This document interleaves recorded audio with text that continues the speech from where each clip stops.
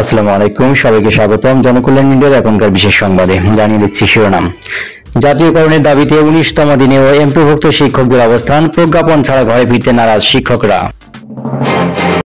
জানাচ্ছি বিস্তারিত।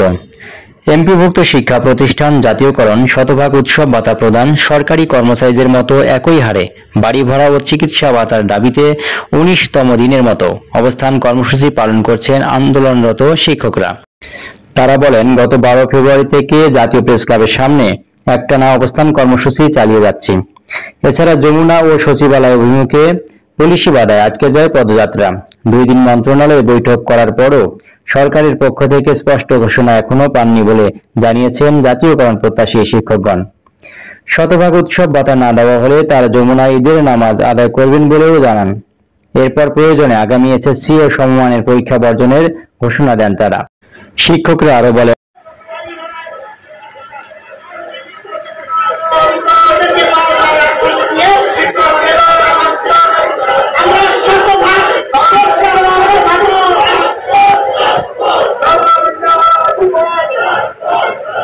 দর্শক, গুরুত্বপূর্ণ সকল খবরের আপডেট জানতে চ্যানেলটি সাবস্ক্রাইব করুন, মতামত জানিয়ে দিন কমেন্টে।